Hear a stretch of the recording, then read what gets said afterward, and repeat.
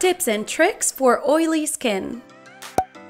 It is no secret that we need to apply our makeup with clean brushes, but if your skin is oily, this step is crucial. Also, you should avoid touching your face with your hands because even if you think they're clean, they're not, and then you transfer the bacteria of your hands onto your skin.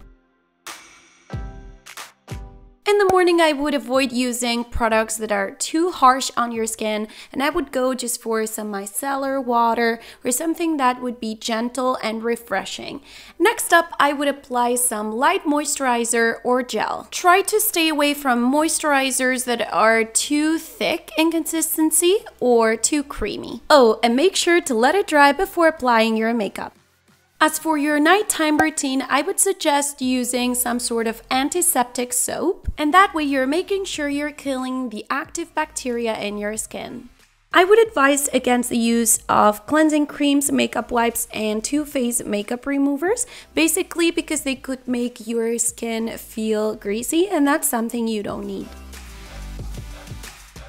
The best way to apply your foundation is by using a damp beauty blender. They say water and oil never mix, so if you apply your foundation this way, you're making sure that you're applying the most amount of pigment and the least amount of oil. If you want to cover your acne, this method allows you to do it layer by layer until you achieve full coverage. If you want to apply your makeup with a brush, you're going to follow the same steps. Make it damp first, and then you're going to apply your makeup by softly dabbing it onto your skin. People with oily skin tend to have larger pores, so avoid dragging your makeup and dab it softly instead.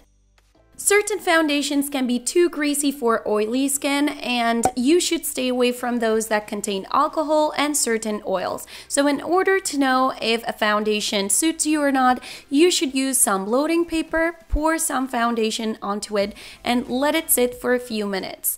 You'll be able to check how much excess oil was left on the blotting paper and then be able to decide whether that foundation is too greasy for you or not.